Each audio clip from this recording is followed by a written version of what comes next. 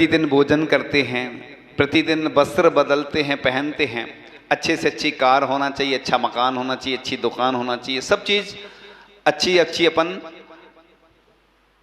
सोचते हैं कि सब अच्छा हो। जिस प्रकार से गृहस्थ जीवन में, संसार के कार्यों में अपन अच्छा सोचते हैं, उसी प्रकार से हमारे आचार्य भगवान भी हमेशा अच्छा ही सोचते हैं। किसी ने सपने में भी नहीं सोचा होगा कि आचार्य भगवान की ऐसी भावना हुई, क्योंकि कुंडलपुर में जो मंदिर बन रहा था, छोटे से गर्भगृह में भगवान रहते थे। आपने देखा होगा, पहले छोटी सी कुटिया में विराजमान थे, लेकिन आचार्य भगवान को चिंता हुई कि कैसे हमारे इन भगवान को उच्चासन मिले, क्योंकि मंदिर जीर्ण शीर्ण हो रहा है, लेकिन भगवान तो हमारे अच्छे सुरक्षित स्थान पर बड़े से मंदिर में, बड़े बाबा का बड़ा मंदिर बने। उन्होंने भावना व्यक्त की और लोगों ने दान देना प्रारंभ किया और कई वर्ष लगे। और आपने देखा होगा कुंडलपुर के बड़े बाबा का बड़ा महोत्सव जब संपन्न हुआ, पूरी दुनिया ने देखा। और यह अतिशय चमत्कार से कम नहीं था, क्योंकि सरकार मना कर रही थी कि कैसे होगा, हो ही नहीं सकता। लेकिन आचार्य भगवान ने कहा कि नहीं, जो हमने सोचा है वही हमें करना है। किसी के हिसाब से आचार्य भगवान कभी चलते नहीं हैं। और शासन प्रशासन ने फिर सहयोग किया और एक महाआयोजन हुआ। इसी प्रकार से जो भव्य जिनालय, जो 2000 वर्ष तक हमारे जैन धर्म की पताका फहराएगा, क्योंकि हर व्यक्ति को चिंता है अपने वंश की, और हमारे आचार्य भगवान को चिंता है कि हमारी जैन धर्म की संस्कृति, जिन शासन जयवंत रहे। इसके लिए उन्होंने देखो 600 किलोमीटर बिहार किया कि हमारे पार्श्वनाथ भगवान जो कि ताले के अंदर बंद हैं, और उन्हें चिंता है कि पूरे मध्य प्रदेश में ऐसा जिनालय हो कि जिसकी महक हजारों वर्ष तक हमारी जिन शासन की प्रभावना होती रहे, क्योंकि हर व्यक्ति को अपनी संस्कृति की सुरक्षा करने की चिंता होती है। इसी प्रकार से हमारे आचार्य भगवान को चिंता हुई और उन्होंने प्रारंभ किए और लगातार मिलते ही जा रहे हैं। और सिद्धों की आराधना जहाँ जहाँ जब जब हुई तो उससे विशेष अतिशय घटित हुए। जब किमलासा में थे तो महाराज जी ने कहा कि एक विधान करना है, तो बड़ा समोसरण विधान प्रारंभ हुआ और फिर सिद्ध चक्र की भावना बनी। उस सिद्ध चक्र के प्रभाव से उधर समोसरण स्थायी रूप से बने। 24 भगवान के 24 समोसरण पूरे भारत में कहीं नहीं है। उसके बाद खुरई में भी जब आनंद धाम का काम कई वर्षों से हो नहीं पा रहा था, जैसे ही विधान हुआ और उससे वह कार्य सिद्ध होते चले गए। क्योंकि पहले लोगों को सिद्ध चक्र विधान करना होता था तो एक थाल में अर्घ ले लेते थे, पूरा द्रव्य रख लेते थे, उदक चंदन तंदुल बोलकर और अर्घ चढ़ा देते थे। ना कोई प्रतिष्ठाचार होते थे, ना इतना सानिध्य मिलता था मुनि राजों का। आज भी पूरे भारत में ऐसे कई परिवार हैं जो आते रहते हैं कि हमें सिद्ध चक्र विधान करना है अपने परिवार का, लेकिन साधुओं के सानिध्य प्राप्त नहीं हो पाते हैं। ये तो आप लोगों का सौभाग्य है कि एक साथ जिस प्रकार से जब कोरोना रोग पूरे विश्व में फैल रहा था, उससे बचने का उपाय सभी लोग ढूंढ रहे थे। आप अगर कोई सामूहिक पाप कर्म करते हैं, कोई फिल्म देखते हैं, कोई मैच देखते हैं, कोई और अन्य ऐसी चीज एक साथ देख रहे हैं, पूरी दुनिया में एक साथ पाप कर्म का बंद होता है। इसी प्रकार से जब सामूहिक भक्ति करते हैं, पूजन अनुष्ठान करते हैं, तो सामूहिक पुण्य का बंद होता है, क्योंकि पुण्य बढ़ाने के लिए पुण्य की आवश्यकता होती है। इसलिए ऐसा नहीं सोचना कि हमें तो मिल जाएगा अवसर। ये पुण्यशाली लोगों को ही ऐसे अवसर प्राप्त हो पाते हैं।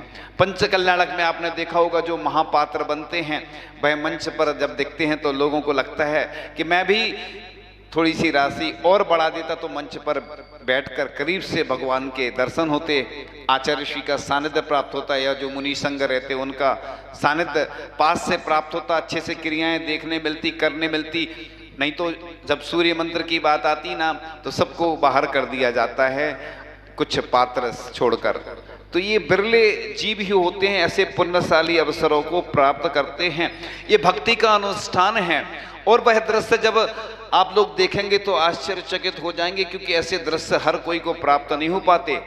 आप देखो, कई बार सूतक लग जाता तो मंदिर के दर्शन नहीं हो पाते। लोग विदेश में रहते हैं कई, या ऐसे शहरों में रहते हैं जहां पर ना मंदिर के दर्शन हो पाते, ना साधुओं का सानिध्य प्राप्त होता है। आपने वह मैना सुंदरी की कथा तो सुनी ही है कि किस प्रकार से उसने अपने पति का कुष्ठ रोग दूर किया। और हमारी तो भावना है कि विश्व में जितने रोग हैं सब क्षय को प्राप्त हो, सबकी गरीबी दूर हो। इस भावना से ही एक सिद्ध चक्र किया जाए कि भैया सबके कष्ट दूर हो। क्योंकि अपना जैन दर्शन कहता है, आचार्य भगवान कहते हैं कि दूसरों के दुख को दूर करने की भावना, दूसरों के लिए रोना धर्म ध्यान है और अपने लिए रोना आर्तरोध ध्यान है। इसलिए अपन शांति धारा करते हैं, प्रतिदिन यही भावना भाते हैं कि विश्व में जितने रोग हों, महामारी, जितने भी कष्ट हों, सब दूर हों, चाहे पशु हों, त्रियंश हों, मनुष्य हों, सबके कष्ट दूर हों। ऐसी भावना करने से ही पुण्य का अर्जन होता है। मैं तो हमेशा कहता हूं कि जब भी किसी रोगी को देखो, या अपन खुद भी रोगी हैं, तो प्रयास करो कि औषधि दान देने के जो भी अवसर हैं उसको हमेशा लेने का प्रयास करना। चाहे भले ही जितनी शक्ति है उस शक्ति को छुपाना नहीं। और जब भी कोई गरीब हो, कोई ऐसा व्यक्ति हो, रोगी हो, उसको औषधि देने का प्रयास करना, व्यवस्था करना कृत कार्य तदमुन्ना से। और जो मुनिराज हैं जिनको कोई रोग आदि है, उनके लिए भी वैयावृत्ति के माध्यम से अगर आप ऐसा प्रबंध करोगे तो आप तीर्थंकर बनोगे। यानी दान बनाता है भगवान, दान बनाता है भगवान, यानी आप औषधि दान करोगे तो तीर्थंकर बन जाओगे। तीर्थंकर प्रकृति का बंध होगा। 16 कारण भावनाओं के माध्यम से तीर्थंकर बनते हैं। तो ये कितना अच्छा मैनेजमेंट है, लाइफ मैनेजमेंट।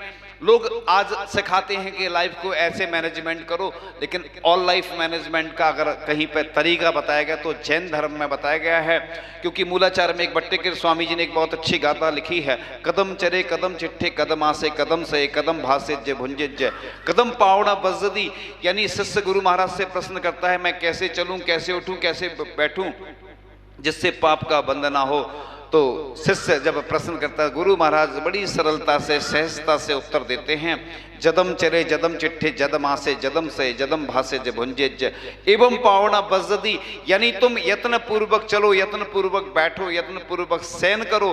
प्रतिक्रिया अगर यत्न पूर्वक करोगे तो निश्चित रूप से तुम्हें पुण्य का बंध होगा। यानी दुनिया में इससे बढ़कर लाइफ मैनेजमेंट क्या हो सकता है कि हर क्रिया बताई गई है कि तुम अच्छे से काम करो, तुम ऐसे काम करो कि तुम्हारा जीवन अच्छा बने। क्योंकि हर व्यक्ति ये तो बताता है कि जीवन कैसे जीना है, इसी भाव का बताता है, लेकिन ऑल लाइफ मैनेजमेंट अगर है तो जैन धर्म में है।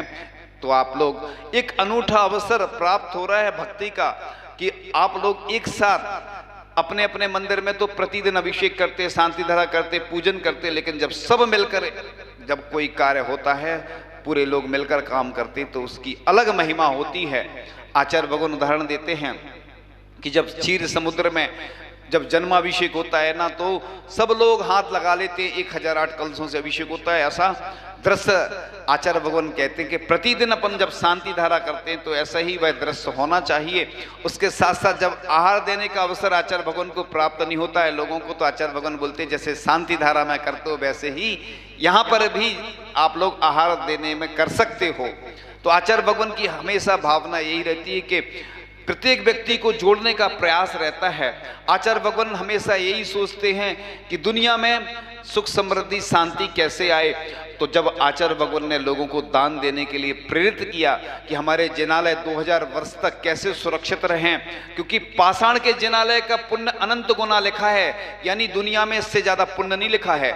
और ऐसा भी लिखा है ग्रंथों में, शिल्प रत्नाकर आदि ग्रंथों में लिखा है कि करोड़ों उपवास का फल और अन्य जो भी ऐसे कार्य हैं उनका एक साथ अगर किसी को फल मिलता है तो वह नवीन जिनालय बनाने का जो पुण्य होता है, करोड़ों उपवास का फल। आप करोड़ों उपवास तो जिंदगी में कभी कर ही नहीं पाएंगे, लेकिन सोचो अगर सिद्ध चक्र हो रहा है तो एक निमित्त से तो हो रहा है कि आप लोगों को सिद्ध चक्र में बैठना है, पूजन करना, अभिषेक करना, शांति धारा करना। उसके साथ साथ एक साथ कई काम हो रहे हैं कि आचार्य भगवान ने जो सपना संजोया है, क्योंकि आचार्य भगवान हमेशा सपने देखते हैं तो अच्छे देखते हैं कि ऐसा नहीं कि भैया अन्य पाप के कार्यों में जा रहा हो, क्योंकि आप देखते हैं कि पाप के कार्यों में बहुत सारा धन खर्च होता रहता है। हम देखते रहते लोग, कहीं आप अगर दान नहीं करते हैं तो किसी बीमारी में लग जाता है, या किसी को उधार दे दिया तो वो पैसा ही हड़प जाता है।